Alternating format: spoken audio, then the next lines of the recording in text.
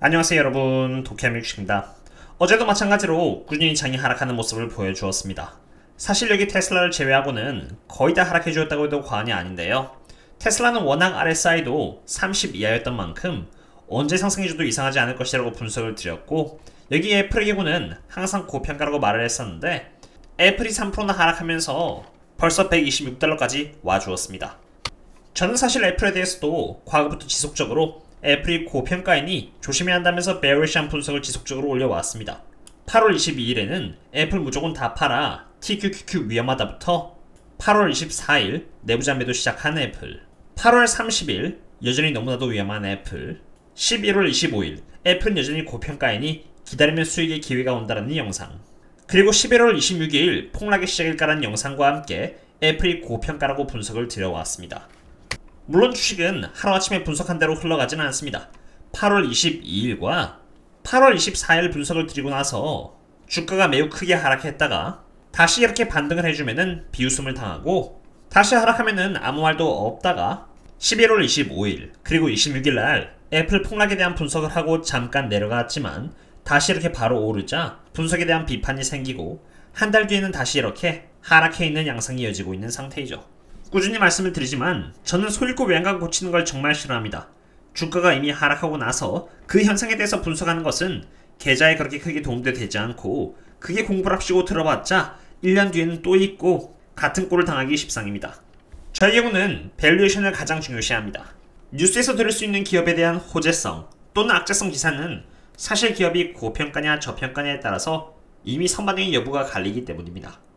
아무리 애플이라는 기업의 미래전망이 밝고 호재가 차고 넘친다고 해도 기업이 고평가를 받고 있다면 그러한 부분은 이미 선반영이 되어 있다고 볼 수 있으며, 그럴 경우 호재였던 게 악재로 변해버린다면 주가는 종종 하락하게 됩니다. 반대 케이스도 마찬가지입니다. 악재는 차고 넘치는데 기업이 저평가에 와 있다면 악재는 이미 반영되어 있다는 것을 의미하고, 약간의 호재만 나와도 주가는 크게 올라갈 수 있게 되는 것이죠. 제가 어젯밤에 분석드린 테슬라도 비슷한 예라고 볼 수 있습니다. 물론 테슬라의 경우는 밸류에이션 뿐만이 아니라 차트 내 헤드앤숄더의 위치부터 RSI 그리고 풋옵션의 현황까지도 커버를 했습니다. 테슬라가 하락한 이후부터 모든 분야를 멤버십 분들 상으로 설명을 드렸습니다. 참고로 저는 멤버십 분들 상으로 텔레그램을 운영하고 있는데요.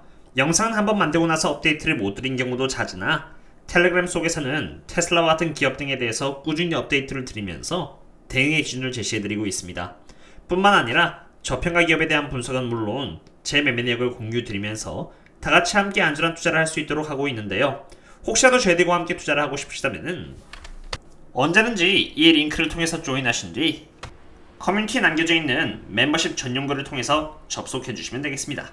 다시 돌아와서 제가 8월달을 시작으로 애플과 S&P 500을 대상으로 꾸준히 고평가이며 조심해야 한다고 말씀드린 이유는 말 그대로 애플이 고평가를 받고 있어서입니다. 애플은 고점 대비해서 2022년 1월 1일 기준으로 약 23% 정도 하락했지만 여전히 애플은 PE 멀티플 20을 이렇게 받고 있는 상태입니다. 다시 말해서 애플의 시가총액은 애플의 12개월치의 순이익 20배를 평가받고 있다는 것이고, 앞으로의 순이익 성장률 20%어치를 반영하고 있다는 것을 의미합니다. 하지만 실상은 어떨까요? 여기 보시면은 2022년에는 8.91%, 2023년의 순이익 성장률은 1.16%, 그리고 2024년은 9.37%, 2025년은 5.92%로 평균 약 5.48%의 성장률을 보여줄 것으로 예측이 되고 있는 상태입니다. 일반적으로 순이익 성장률이 15% 아래일 경우에는 15 정도의 PE 멀티플을 주고는 합니다. 그럼에도 불구하고 지금 애플의 멀티플은 20.57로 애플에서 주는 배당금까지 고려했을 때 11%만큼은 고평가를 받고 있다는 것을 볼 수 있습니다. 하지만 애플은 펀더멘털적으로 매우 훌륭한 기업입니다. 그런 만큼 일반적으로는 프리미엄을 시장에서 쳐주기 때문에 만약 제가 애플에 투자하기로 마음을 먹는다면 120달러를 시작으로 해서 아주 천천히 분할 매수를 하면서 평단가를 만들어 나갈 것 같다고 말씀을 드린 바 있습니다. 제가 아주 천천히, 다시 말해서 수량을 아주 보수적으로 잡아나가면서 매수를 천천히 해나갈 것 같다고 말씀을 드린 이유는 애플은 S&P 500에 있어서 가장 많은 비중을 차지하는 기업이고, S&P 500은 여전히 16.5의 PE 멀티플을 보여주는 상태로 고평가이기 때문입니다. 제가 봤을 때 S&P 500은 최소 15 PE 멀티플까지 내려간다고 생각을 하며 여러가지 매크로의 정황까지도 고려를 했을 때 그럴 가능성은 충분히 높다고 생각이 됩니다. 가장 먼저 연준의 밸런스 시트 현황입니다. 연준이 QE의 반대 개념이라고 할 수 있는 QT를 하겠다고 했고, 연준의 밸런스 시 QT로 인해서 축소됨에 따라서 S&P 500의 주가 또한 이렇게 함께 하락하는 모습을 보여주고 있습니다. 연준의 밸런스시트는 3.05 트릴리언 달러까지 내려왔는데요. 이제 중요한 것은 앞으로의 밸런스시트이 더 축소되느냐 마느냐에 대한 여부이겠죠. 그리고 그것에 대한 여부는 연준의 리버스 리포 현황에 따라 달려 있습니다. 리버스 리포란 연준의 부채를 의미하는 것으로 연준이 갖고 있는 자산을 나중에 사주겠다는 약속을 하면서 현재 자산을 파는 것이기 때문에 부채로 인식이 됩니다. 즉 리포가 올라가면은 연준의 밸런스시트는 축소가 되고 그로 인해 주가는 빠지는 것입니다. 어제도 분석드렸듯이 리포는 지금 약 2.3 트릴리언 달러까지 올랐습니다. 어제의 경우는 2.2 트릴리언 달러였는데 오른 것이죠. 2.2 트릴리언 달러에서 2.3 트릴리언 달러까지 올랐고 그만큼 연준이 자산을 축소했으니 S&P 500이 이렇게 하락하는데 기여를 한 것입니다. 그리고 이러한 양상은 단기적으로, 다시 말씀드리지만 단기적으로 이어질 가능성이 큽니다. 왜냐하면 일반적으로 이렇게 12월 달에 높은 피크치를 보여주었다가 1월 달이 되자 다시 내려가는 양상을 보여주었기 때문입니다.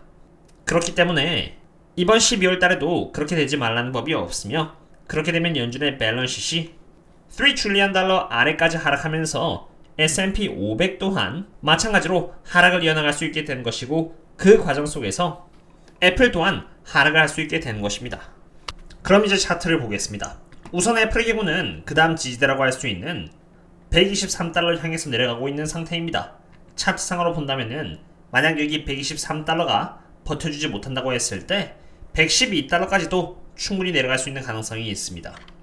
그럼 이제 마지막으로 DCF 밸류에이션 또한 보도록 하겠습니다.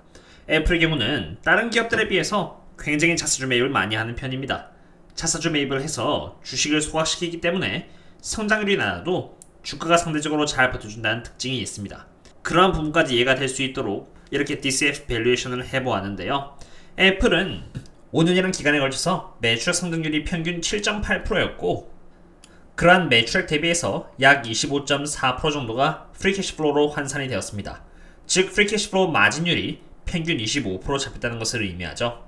이러한 평균 마진율을 적용해서 6년이라는 기간 동안 늘렸고 그 값에서 애플이 영원히 2.5%의 성장률로 성장을 하며, 참고로 미국 GDP보다 빨리 오를 수는 없으니까 2.5%로 잡은 것입니다. 지금 현재 높은 인플레이션을 감안해서 매우 보수적으로 9%의 할인율을 잡았다고 했을 때 터미널 밸류는 이와 같이 나옵니다.